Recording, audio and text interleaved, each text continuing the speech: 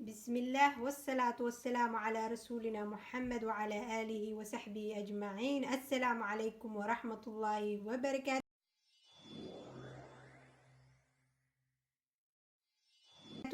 walaalayaal kusoo dhawaada ilwaad qurux channel waan idiin salaamay meel walba oo aad dunida ka joogtaan. caawa jimco aan badino ku salinta xabiibkeena sallallahu alayhi wasallam. sidoo kaleeto waxaan idiin leeyahay meel walba oo aad dunida ka joogtiin jimco mubaarak dhammaantiina soo dhawaada. walaalaha cusub channelka kusoo biiro waxaan idiin leeyahay aad ayaa u mahadsantihiin booqashada channelka soo booqteen iyo sida subscribe-ta u dhahdeen jazaakallah khayr. walaalahay hore u joogin sidoo kaleeto dhiirigelintiina kommentiyadiina qurquruxda badan iyo like-tiina iyo share-tiina jazaakallah khayr ayaan idin leeyahay. walaal hadduu videogii kuugu horeeyay uu yahay ama channelka marka ugu horeeya soo booqanaysid soo dhawow ayaa ku leeyahay. haddaa weli subscribe dhihin fadlan subscribe dheh gambaleelka tahaw sida video walba cusub uu kuugu soo dhaco insha allah. maanta waxaa noo wadaa maski oo wejiga aad iyo aad kuugu nuurinayo ku dhaldhalaalinayo maqaarka dhinta kaa qaadayo.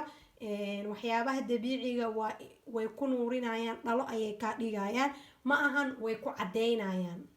inaa hashaas fahamna ayaa la rabaa bulshadeeda soomaaliyeed. cadeen iyo nuuris laba shay ayay kala yihiin. waxyaabaha dabiiciga kuma cadeynayo ee jirkaaga ayuu ku qurxinaya jir dhaldhalaalaya ayuu ku siinaya. cadeenta waa ogtihiin waa dembi. ilaahay ayaa la dagaaltamaysaa uu ilaah ku siinin ayaad sameysanaysaa. marka insha allah waxaan rajeynayaa gabdhaheena soomaaliyeed iyo hooyooyinkeena soomaaliyeed qof walba oo waxyaabaha laisku cadeeya marsado oo dhibaatooyinka uu ku keenayana ay ka badan tahay. marka iska ilaaliya iskana daaya. inkastoo waqti badan ay kugu qaadanaysa inaad kasoo daaweysmatid laakiin inaad ka tooba keentid oo allah subxaana watacaala u naqatid waxaa laga yaabaa inuu ilaahay daawo kuugu daro markaa iska daysid oo wejigaaga wax dhibaato ah u ku gaarin. marka maanta waxaa noo wadaa maski oo aad iyo aad alaabo isku wada dheelatiran oo fitamiinyadooda midba midkii kasii daran ama uu kasii wanaagsan yahay insha allah. marka ugu horeya meeshan waxaan ka haystaa waa boorash. waa ujeediin boorash waaye marka boorashkaneeti haddaa rabtid howl fududeen waa shiidi kartaa ama intaada maskiga samaysanin ayaa waxaa ku qasaysaa waxyar biyaha uwaxa ama caanaha sidaani hadda sameynayo oo kaleeto. meeshan waxaa ku haystaa waa caano booro oo aan soo qasay. caanaha caadiga la cabana waa isticmaali kartaa sidoo kale caano garoor ayaa isticmaali kartaa yoogad ayaa isticmaali kartaa. meeshan waxaa ku haysanaa waa malabka faa-iidadiisa lagama sheekeyn karo. malabka aad iyo aad ayuu u fiican yahay caafimaadka jirkaaga. haddii aad rabtid jirkaaga jir qurux badan inuu ku naqdo amaba dhaldhalaalayo waxaa sameynaysaa sida jirkaaga gudaha aa ugu soo nadiifisid subaxdii markaa soo kacdid qaando oo malab ah iyo waxyar biyo qandac ah isku dar kadibna cab insha allah biidni illahi kariim. sidoo kale meeshan waxaa ka haystaa waa aloe vera gel amaba dacar qof walba sida uu yaqaano. ani haddana waxaa haystaa 92% kulli dabiici ma ahan sidaa ujeediin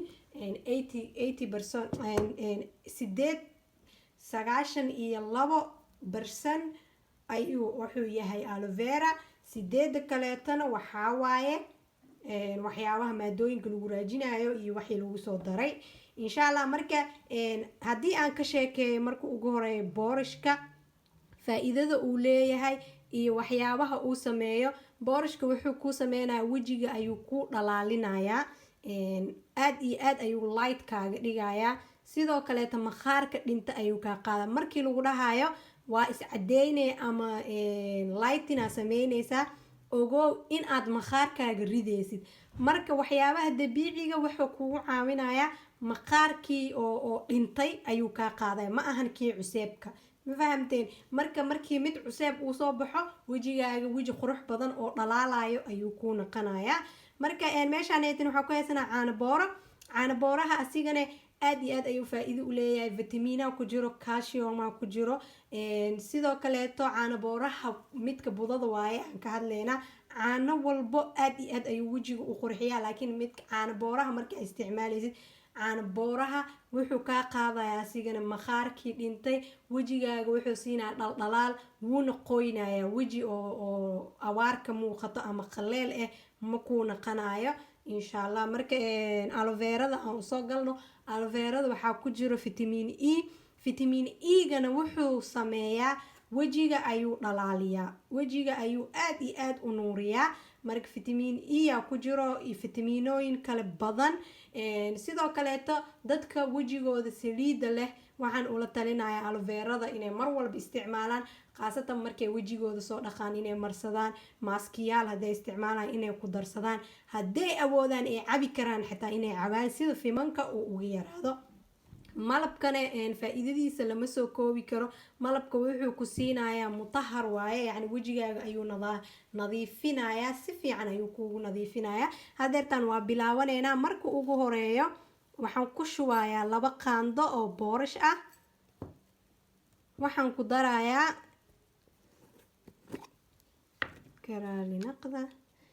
qaando oo yar oo aloe vera gel ah. waxaan ku darayaa caano.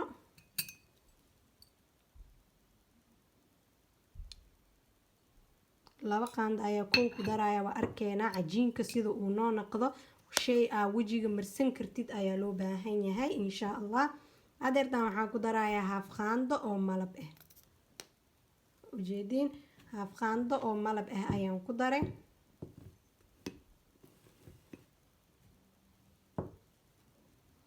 hadeer waxaan sameynayaa waa isku qasayaa. sidaa hore niigu sheegay, haddii aa rabtiin ciyoow inuu nii shaqeeyo, maaskiga intaadan diyaarsanin ka hor qas, caanaha ku qas, kadibna aloe veradii iyo wixii kale ku dar.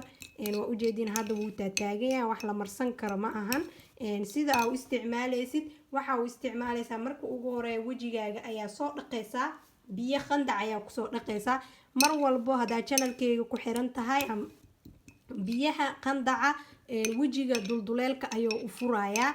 dulduleelka markaa furtid wax walba oo wasakh ku jirto iyo wax walba oo faa'iido ah ayaa galaya. wixii wasakhna way ka soo baxayaan insha allah. waa ujeediin hadeertan saan waaye, laakiin weli isma dhexgelin. laakiin aniga waxaan soo sameeyey mid hore sida aan idiin tusiyo. waa ujeediin saan ayaa la rabaa cajiinka inuu noqdo. weli xitaa si fiican ma isku dhexgelin, laakiin saan ayaa la rabaa. waa ujeedaan oo maleynayaa saana la rabaa inuu cajiinkii noqdo. kadib waxaa sameynaysaa, waa soo qaadaysaa markii aad wejigaaga biyaha qandaca kusoo dhaqdid. sidaan ayaa u marinaysaa. mar walbana waxaa ka bilaabaysaa hoos. haddaa awoodid oo hool badan aa qabanooninne macal qoorta ku dar. hadduu wax kaa haro gacmaha ku dar. maasha allah, tabaarakallah. sidaas ayaa u marsanaysaa. markaa saan u marisid ilaa uu kaaga qalalo ayaa sugaysaa. markii uu ku qalalo ayaa iska dhaqaysaa. markaa dhaqaysidna waxaa la rabaa kow inaad jijibisid oo saas uu jijibisid, kadib aa iska dhaqdid. markaa dhaqdidna waxaa la rabaa biyo qandac inaad ku dhaqdid, kadibna biyo qabow aad kusoo xirtid. biyaha qabowgana waxay sameynayaan in aa wejigii dulduleelkii aa furtay aad xirtid. haddana waxa waa fahamteen aa umaleynaya asxaabta ku xiran channelka. dulduleelka waa inaa xirtaa markii aad maaskigaaga iyo waxaaga iska dhaqdid. haddii aad biyo qaboob ku xirin, dhibaato kale ayaa ku imaanaysa. ilaan dulduleelkii wuu furan yahay, wasaq inay kaa gashaa laga yaabaa, oo hadhow wixii nabro iyo bacteria uu sameeyo. xitaa haddii biyo qaboob haysanin, biyaha ubaxa ayaad suuf kusoo kudaysaa, ama biyo fiyooro ama rose water waa marsanaysaa. sidoo kaleeto barafka aad iyo aad ayuu ku qurxinaa, ku dhalaalina. haddaa baraf soo qaadid oo u adkeysan kartid, wejigaaga ayaa ku rugaysaa. barafka wejigaaga haddaa ku rugtid dhalaal badan uu ku siinayaa. maxaa la dhahaa, zaa-id oo ku nuurinaya wejigaaga, inaba caadi ma ahan. marka insha allah biidnillahi kariim, quruxdiina gacanta ku haysta ayaan idin leeyahay. sidoo kale haddii aad rabtid inay quruxdaada gacanta ku haysatid oo aad dheelitirnaatid, mar walbo badso biyaha cadaanka ah. biyaha cadaanka qofka bini-aadanka jirkiisa wuxuu u baahan yahay, haddaa rag tahay 3 liitar, haddaa dumar tahayna 2 liitar iyo bar. marka haddii waa ka yareynayaa dhahdid, isku day liitar iyo bar biyo maalintii inuu jirkaaga helo, sida jir qurux badan aad u heshid. muhiimada ma ahan inaad kor le aa ka qurxisid. kor haddaa qurxisid oo hoos aad oo gudahaada nadiif ahayn, ma nuureysid oo jirkaaga mar walba wuu qayirnaanayaa insha allah. sidoo kaleetana maqaarka dhintay mar walba iska qaada hadduu wejigaaga qaleel yahay isbuucii hal mar scrub samee hadduu wejigaaga saliid leeyahayna isbuucii 2 mar haddaa wejigaaga dhexdhexaad yahayna sida aad adiga dareemtid hadduu wejigaaga zaa'id inuu mugdi noqday aad dareemtid isbuucii 2 mar ka dhigo hadduu wejigaaga xoogaa iska nuurayo maalintii scrub ku sameysay ilaa wiiga kale aad nuuraysid oo okay aad tahay oo maaskiyadaha dabiiciga isticmaashay markaaseetine wiigi hal mar ka dhiganaysaa insha Allah biidnillahi karim videogan inta ayaan kusoo gabagabeynaa ha iloobina mar labaad ku salinta xabiibkeena iyo inaa akhrisataan suuratul kahf sidoo kaleetana aad duceysataan saacadda istijaabada maalinta beri haddaa videogan ka heshin fadlan like saara haddaa ra'yi wadatiin commentiga ku dhaafa inta aan videogan video lamid ah ku kulmeen waxaa idinka tegayaa asalaamu calaykum waraxmatullaahi wabarakaatuh maca asalaama